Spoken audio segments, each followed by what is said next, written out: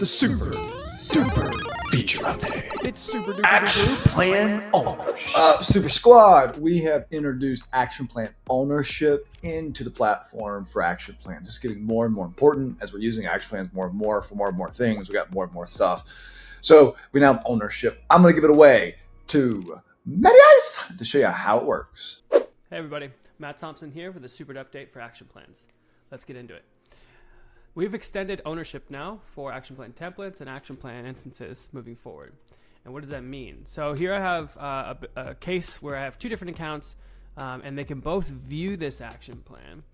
But because of the way that the permissions are set up on this instance, normal users only have the ability to manage action plans that they own.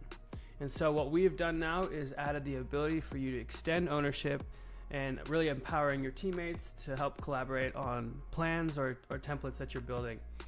And so let's just walk through a demo and see what that looks like. So I have this action plan right here, this template. It has one owner, and you can see here on the right-hand side, I'm a different user.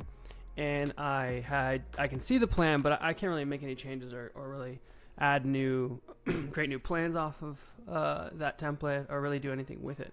Can't modify it, can't really collaborate. And so me as this user, I want to extend ownership to give access to a different user to be able to help collaborate with me.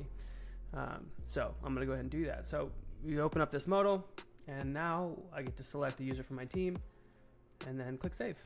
Cool. So now this template has two owners, and if I refresh here on this side, I now have an updated view where I can actually see and manage the different parts of this plan and collaborate. So that about sums it up.